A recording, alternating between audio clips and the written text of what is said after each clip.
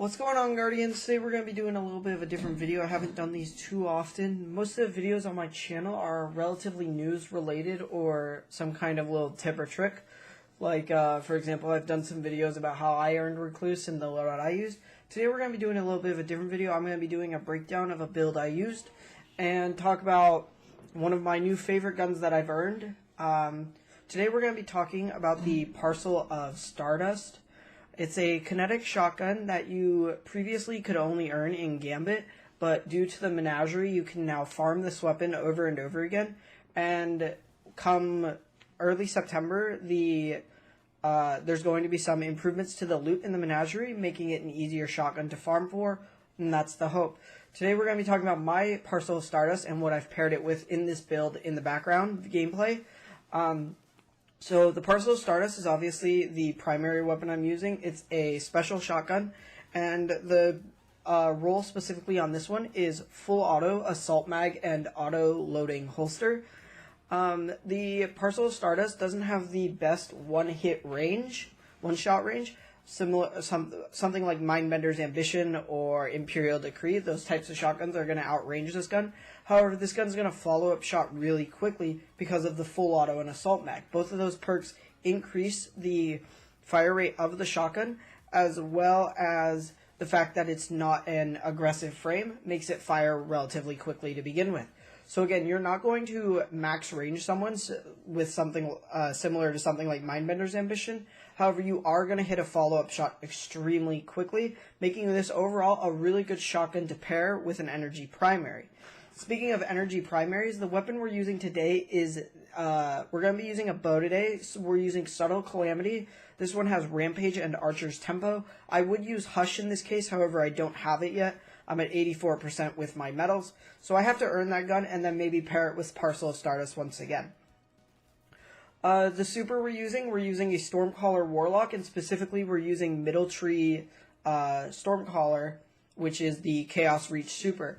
The reason I chose this super is because lately I've been messing around a lot with it, because I feel that you can earn a lot of supers throughout the game with this subclass, particularly with the exotic that I'm using, Geomags.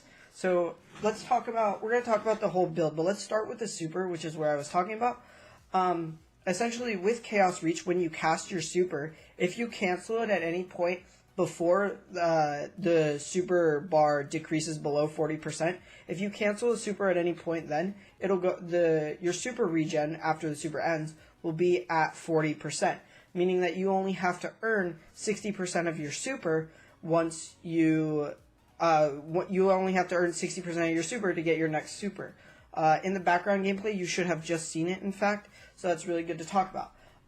The exotic we're pairing, obviously, is Geomag Stabilizers, which are exotic boots for the Warlock. And this has the perk called Topping Off, which essentially, when you get to 85% of your super recharged, when you start sprinting, the perk goes into action and it tops off your super, meaning your super bar just charges up really quickly and you get a full super. Essentially, what this does is it means that after you get your first super, and as long as you're successfully canceling them without dying in your super, that means that you only need to earn, earn at 40%, you would need to only earn 55% of your super bar in order to get your next super, because you'll go from 40 to 85, and then Geomags will kick in and top you off. So what you're going to see in this gameplay is me pop like 4 or possibly even 5 Chaos Reaches. I think we get to the 5th one, and we don't end up getting to pop it because of a tether, but that comes later in the gameplay. Back to the Parcel of Stardust. This particular role isn't the perfect role, however, it's very good. I would highly suggest something like Rifle Barrel or Full Choke, which I do have on this shotgun, Full Auto, and Assault Mag, because those two perks are going to increase your fire rate to the max fire rate of the shotgun. And finally, I'm using Auto Loading Holster, which isn't bad, especially because I'm not using Transversive Steps in this case. But if you are using Transversive Steps, I would go with more something like Rampage, because that's going to boost your shotgun's damage, and boosting your shotgun's damage overall is going to boost your shotgun's range. Finally, once again, the bow we're using, Subtle Calamity. Archer's Tempo is pretty decent. It's nothing like the Gambit bow. However, it does increase your fire rate, and that does come into play at one point in this gameplay, as well as Rampage boosts your damage. So overall, this is really overall. I think that this build is built well around the idea of kind of playing in the back with your bow and helping out your teammates do a lot of damage at once. Because what the bow is really good at is it's good at cleaning up low targets, and it's also good at dealing a lot of damage at once, similar to a sniper, but without the difficulty and without the ammo constraints. So what you can do is you can do a lot of damage with the bow, have your teammates clean them up, or you clean up an enemy that your teammate has weakened a lot. And then coming into play, the shotgun, bows aren't great at close range when someone closes the gap on you, because when you pull the bow back, it takes time and stuff like that. And you can't one-shot anybody with a bow unless you're using an empowering rift in the beginning, to begin with. So you can't one-shot anybody, and you can't really one-shot people consistently with the bow. So what the shotgun does is it makes it for a great way for you to clean up targets that come near you, or clean up a target that you shoot with a bow at close range because you got the jump on them. Finally, we're using a pulse grenade because we're not using top tree, the arc bolt isn't as useful. We're using empowering rifts so that we can empower our bow's damage and possibly one-shot somebody in the head if we're standing in our empowering rift. Also, the melee on the Chaos Reach Warlock is an extended melee, so you throw a ball out to do damage. This is really, once again, good for cleaning up targets that you've hit with the bow, or it's good for range damage before you need to shotgun someone, and you don't quite have the range, but you need that, so you need that little bit of damage from your melee. So having the range melee is really nice to go along with this build. Finally, any other thoughts about the build? I don't really have too many other thoughts. We're using Hammerhead in this case. You can use whatever heavy you want. And overall, I think this is a really good build. I don't know how good it would be in something like competitive. However, once again, earning your supers often and quickly are both really, really good.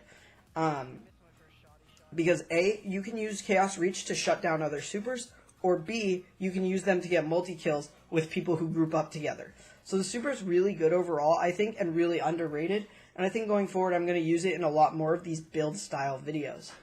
But to end this video off, I kind of want to talk about a couple things. A, what did you think of something like this where I talk about a build and talk about a gameplay in the background, or would you rather me do something like this live? That's also a possibility. And then B, going forward, there were some major news drops, and I want to talk about some of the stuff I want to do in future videos. The Armor 2.0 system got mostly revealed. I think all of it's basically been revealed other than the artifacts. That got revealed today, so I'll be doing a video talking about my thoughts about that over the course of this week at some point, as well as Luke Smith is releasing director's cut information, where he basically writes these long essays about where they are in the Destiny development and what they've gone through in the past of the development. And I want to do shortened, condensed versions of these director's cuts. So I was thinking Luke Smith's director's cut in 5 minutes, something like that. So those are kind of be what you'll be looking forward to in the future. And then when Armor 2.0 drops and Shadowkeep drops, we'll be doing a lot of guides videos for pinnacle weapons, especially the PvP pinnacle weapon. And then I'll be doing a lot of videos related to...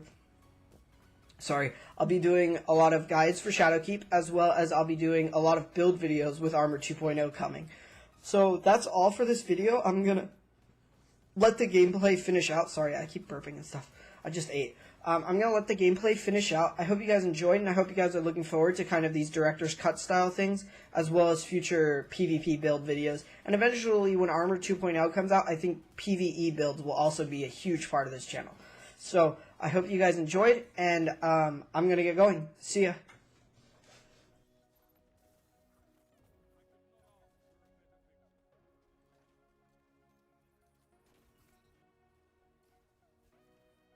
Dude, we actually went off with the fucking bow shotty combo.